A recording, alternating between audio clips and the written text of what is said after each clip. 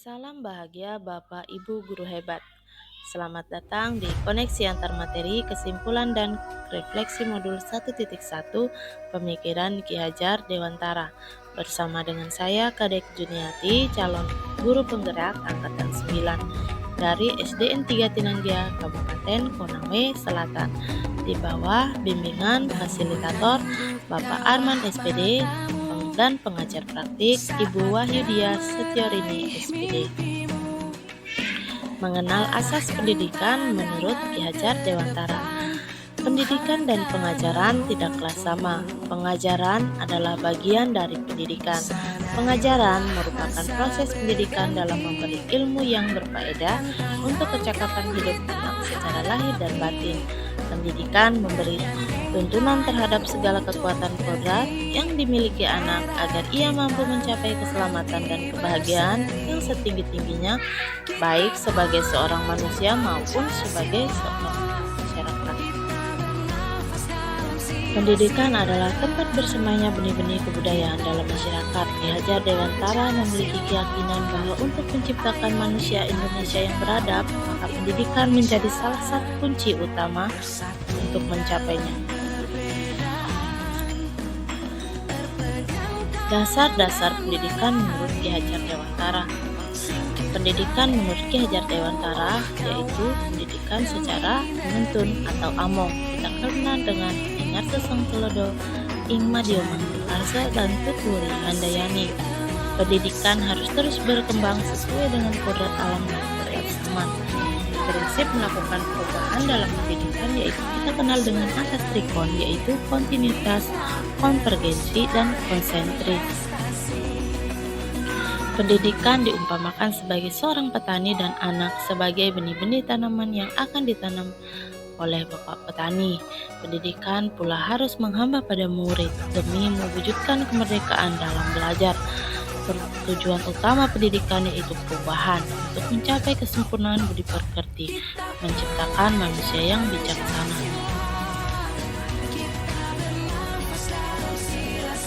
Sebelum saya mempelajari modul 1.1 yang saya percaya tentang murid dan pengajaran, yaitu proses pengajaran hanya tentang transfer materi saja. Ketuntasan materi lebih penting daripada memahami karakter anak. Media yang saya gunakan juga tidak sesuai dengan minat dan karakter siswa. Metode yang saya gunakan juga masih menggunakan metode ceramah saja.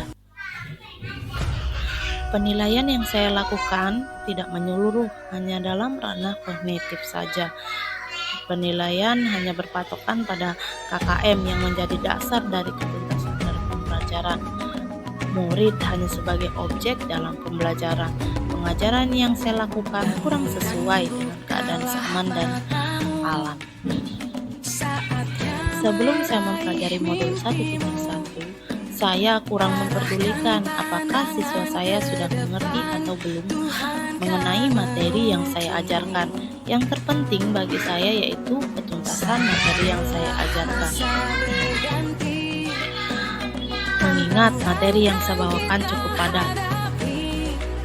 Hasilnya, setelah melakukan evaluasi pembelajaran, masih banyak siswa yang belum bisa menjawab pertanyaan dengan benar. Nilai sering anjlok dan banyak yang tidak mencapai KKM. Jika dilakukan ujian lisan pun, anak masih kebingungan menjawab pertanyaan yang ditunjukkan guru.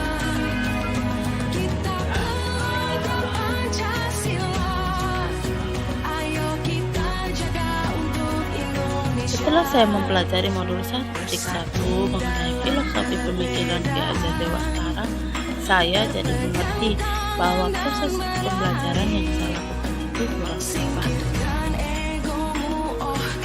Seharusnya saya melakukan pembelajaran secara menyeluruh, di mana menyangkut semua aspek seperti kognitif, afektif, psikomotor, spiritual, dan sosial budaya. Murid bukan sebagai objek dalam pembelajaran, karena murid bebas memberikan pendapat berkreasi sesuai dengan kemampuannya. Saya sebagai guru hanya sebagai fasilitator dalam proses pembelajaran. Kemudian saya juga harus ikhlas dan penuh kesabaran dalam menuntun murid.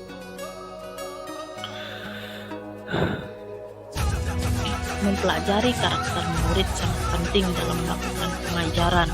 Menyesuaikan pembelajaran dengan budaya dan zaman di mana anak berada juga merupakan sebuah peran yang sangat penting yang harus saya lakukan.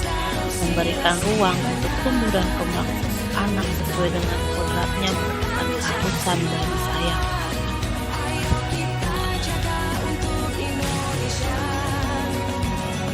Setelah saya mempelajari modul 1.1 yang dapat segera saya terapkan di kelas, antara lain yang pertama, saya akan merancang pembelajaran yang menarik dan menyenangkan, menggunakan metode student center dalam proses pembelajaran. Kemudian saya akan mulai menerapkan pembelajaran abad 21 di mana mencakup berpikir kritis, kreatif, komunikatif, dan kolaboratif.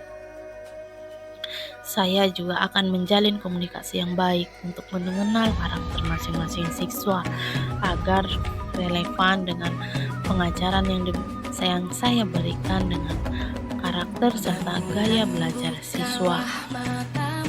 Saya akan menuntun dan membimbing anak menuju kemerdekaan belajar, memberi motivasi dan dorongan agar anak dapat mencapai kesempurnaan budi pekerti dan menjadi manusia yang merdeka.